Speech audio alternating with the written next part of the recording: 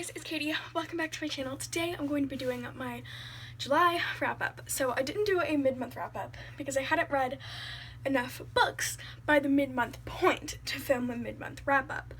Then the reading rush happened. So we have quite a few books to talk about today, but I already have a reading rush wrap-up up, which I will link in the corner. I believe it's this one. In that I talk about all the books that I read during the reading rush. I'm not going to be talking about those in this video because if I did, this video would be 20 million years long. So let's just go over my stats for the month. I have my computer here. That is why I keep looking down. So in July, I read a total of 29 books. It's less than last month. So, and I read a total of 9,556 pages. Let's just go ahead and get into the books that I read. The first book I read in the month of July is a book that I got out from the library, and I read Frostheart by Jamie Littler. This is a middle grade fantasy story about our main character Ash, who is a song weaver. And it's like goes on this journey to try and find his parents, and it was really cute and fun, but overall I just found myself not really connecting to the story. I just didn't really connect to any of the characters. I didn't really care about what was happening, and I gave it a 3 out of 5 stars, which was a 6.43 on Copile. And I mean, I would recommend it. I just don't think it was personally for me. Then I read a sad book. I read Clockwork Princess by Cassandra Clare. Pretty much, I tapped the crap out of this. The ending isn't that sad. It's the epilogue that hits different. And then in City of Heavenly Fire, it just makes it hit even more. Like, it's just so, it's amazing, it's perfect, it's beautiful, but like, it's sad. It's mainly just the epilogue that hurt, but yeah, I loved this. This is the third book in the Infernal Devices trilogy, which follows Tessa Gray, who is invited to live in London with her brother, and when she gets there, she gets involved in the shadow world, and this trilogy is my favorite trilogy by Cassandra Clare by far. I loved it so much, and I cannot wait to reach Hand of Gold now, but this got a 9.57 on Copile, and it got a 5 stars. I just love this book so much. Then on ebook, I read Fracture Me by Tahar Mafi. This is the novella in between Unravel Me and Ignite Me. This is like only 72 pages long. It's really short, and it was okay. It was probably like a 3.5 stars. Not much happened, but it was interesting seeing Adam's perspective. And overall on Copile, it got a 7.71, which is like a 4 star, but it feels kind of like a 3.5 now that I'm looking back on it. I listened to All Boys Aren't Blue by George M. Johnson. This is a memoir manifesto about George M. Johnson's life. I did not give this a star rating because I didn't feel comfortable rating someone's life experiences. Enjoyed this, and it was very interesting seeing the intersectionality of being queer and being black, and it had a lot of good conversation in it. I'm not really good at reviewing nonfiction books, so I don't really have much to say, but overall I would definitely recommend it, but it does have a trigger warning for sexual assault. Then I read The Bone Witch by Arent. I listened to this on audio, and this book follows our main character Tia, who is a bone witch, but I really enjoyed this. I don't really know how to explain it, but our main character is a necromancer or a bone witch, and she accidentally raises her brother from the dead one day, and then she gets taken under Lady Michaela's wing to kind of teach her how to be a bone witch. And it's told in 2 timelines, one where she's telling this bard her story, and then we go back into her actual story. So I really enjoyed this. I will say that I definitely missed some things listening to the audiobook, but the audiobook was done very well. Overall, I gave it a 4 out of 5 stars. It got a 8.0 on Copile, and I'm definitely going to be continuing the series and would highly recommend this. Now getting into the books that I read for Becca's Book-Opalathon. The first book I read for the prompt to read a magical realism, I read Are You Listening by Tilly Walden. Tilly Walden is amazing. I love Tilly Walden and her art style, and I tabbed this boy up. I love this so much. The art is beautiful. At that, it's so beautiful, and I love this so much, but highly recommend literally anything by Tilly Walden. It got a 10.0 on Compile because I was just like literally obsessed. Love this so much. And then I read For Everyone by Jason Reynolds. This is a it's like kind of like a speech, but like a book. And I enjoyed it. It was fine. I don't remember anything about it now at all. So it's kind of forgettable to me. I feel like it's more of a 3-star just because I don't remember it.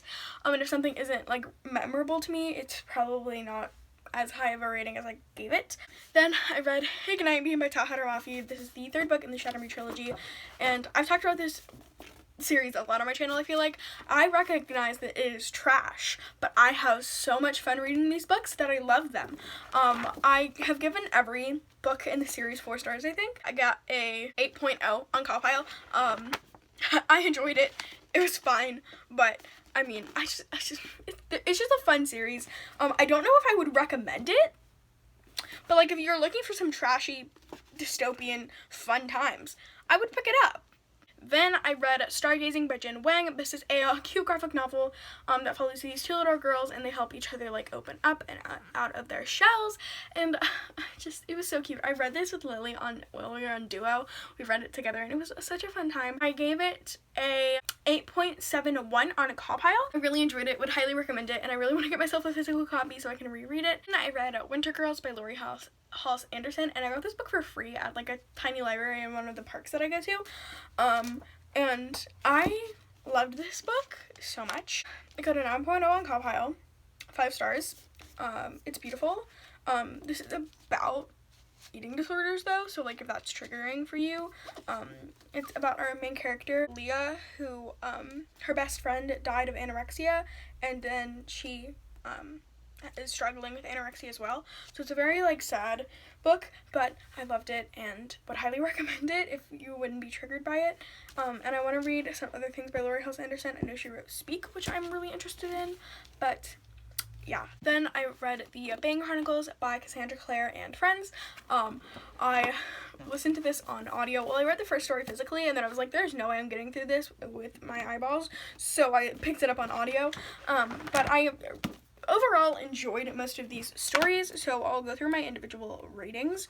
So I gave What Really Happened in Peru 2 stars, unnecessary, don't need to read it. Thorn Queen 3.5 stars, Vampire Scones and Edmund Herondale 3 stars, The Midnight Air 5 stars, The Rise of Hotel d'Amour 3 stars, Saving Rafael Santiago 4 stars, The Fall of Hotel d'Amour 3.5 stars, What to Buy the Shadowhunter Who Has Everything 4 stars, The Last Stand of the New York Institute 4 stars, and then the Course of True Love and First Dates and The Voicemail of Magnus Bane both got 5 stars because Alec. So yeah, I overall enjoyed most of the series in this except for the first one. I would recommend skipping it because literally nothing happens. This is definitely necessary to read. Like, you need to read it, you can't just skip it, but some of the stories aren't necessary, I guess. Then I read a fairy loot book. I read Girl Serpent Thorn by Melissa Basherdoust.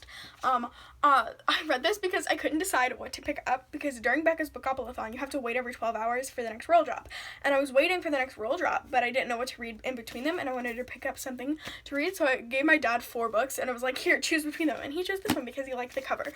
So I started this, and oh my goodness, this is amazing. So we follow our main character, Soraya, who is the princess, and her brother is the crown prince, about to become the king, and she has been locked away her entire life because she's poisonous to the touch. She's cursed, and her family doesn't want anyone to know that they have a cursed daughter, and so she's been hidden away her entire life. But one day when her brother comes to the castle that she lives in, because they have like 4 different castles that they travel around each season, when he returns back to the castle that she lives in, he brings a div with her, which is the magical like demon things that curse Soraya, and so she goes down to the dungeons to try and figure out if she can break her curse. And there are so many plot twists and so many things, and I loved this book so much. I would definitely recommend it. It was just such a fun, quick, magical story. It's really short. It's only 330 pages, which is quite weird for a standalone fantasy.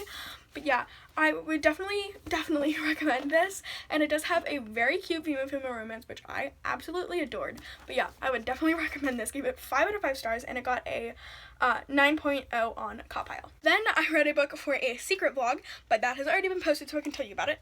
In July, I read A Monster Calls by Patrick and Ness, and I read this for another one of the Lily Sends Me a Book, and I read it to see if she knows my reading taste videos. So this is a, I don't know if it's young adult or middle grade, but it's this story with illustrations all about our main character Connor, who every night as a monster comes to visit him, and his mom is having cancer, and so it's about him trying to confront his like fears and things, and it's really, really good. I would definitely recommend it. It got a 8.86 on Copile, so a very high 4-star, but the main reason it didn't get 5 stars is because I couldn't fully connect myself to the story at sometimes, but it's definitely going to be one book that sticks with me for a while, and I'm so glad that Lily chose this for me. Then I reread The Lightning Thief by Rick Riordan. I read this for Pjoalong, which I'm having our live show tomorrow, which I'm very excited for, but this is... Do I need to explain what this is about? I listened to it on audio because I didn't want to like crack the spine on this edition, which I'm so stupid, but like it was fun and it was quick and it was easy, and I just love these characters so much. It reignited my love for the series, and I'm so excited to reread Sea of Monsters this month. But yeah, if you haven't picked up Percy Jackson, number 1, what are you doing with your life? Number 2, read it. Number 3, you're so late to the train. And you can join us with Pjoalong, shameless self-plug. But yeah, I'll link the Pjoalong Instagram down below. It got a 9.29 on Copile, a 5-star. I love it. It's amazing. Moving on. I read the biggest book on my TBR in 4 days. I read the biggest book on my TBR in 4 days. 4 days. Do you want to know what book that is? I read City of Heavenly Fire in 4 days. Can you tell I don't have a life? So, this is the last book in the Mortal Instrument series, which is 725 pages long. That, yeah, I can't really tell you what it's about. I'm sure you already know what this series is about. Anyways, demons, shadow hunters, angels, things. Okay, fun. All I have to say about this is, Simon, Raphael, Magnus,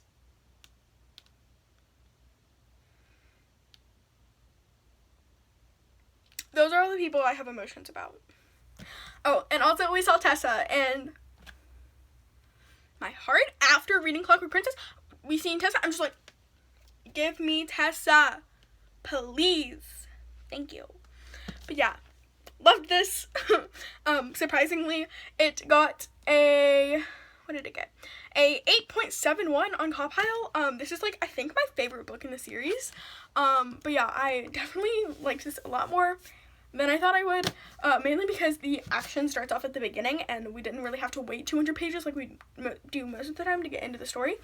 But yeah, definitely recommend the series if you haven't picked it up already, and it got a 4 stars from me. Place Called Perfect by Helena Duggan. This is a middle grade dystopian story, which follows our main character Violet, whose family moves to Perfect, which is this like picturesque town, and she never wanted to move there, but she starts to realize that everyone's like perfectly behaved all the time. Something weird is going on, and so she teams up with this boy named Boy to try and figure out the mysteries behind it. Perfect. And it was so good. I really enjoyed it. Lily didn't like it that much, which I was kind of surprised by because I think that this would be a story that she would be really into. But I got a 7.57 on Copile, a 4 stars, and would definitely recommend this book. Skipping over all of the books that I read during the reading rush, we have the last book I'm talking about in this video. Finally, I've been talking for 20 minutes straight.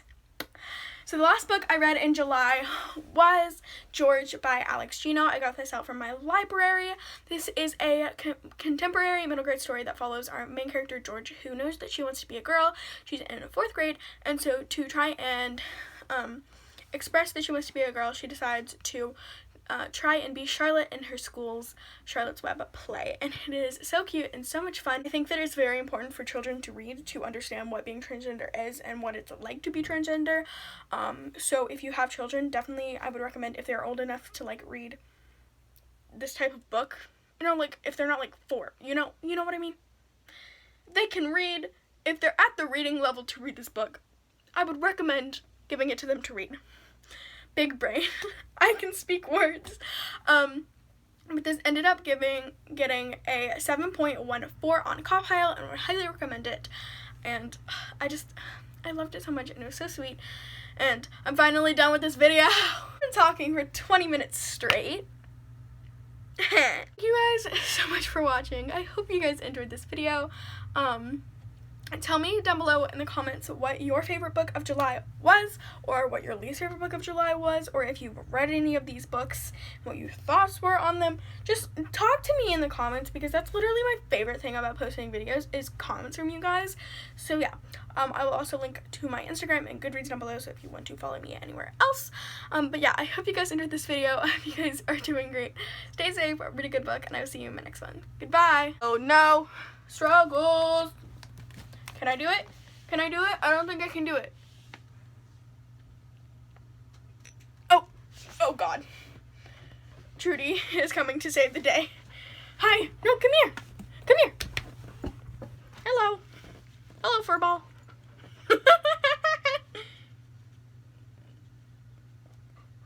Can I help you? Hi. Okay, let's close the video. Say goodbye. Ew, you snotted in my face.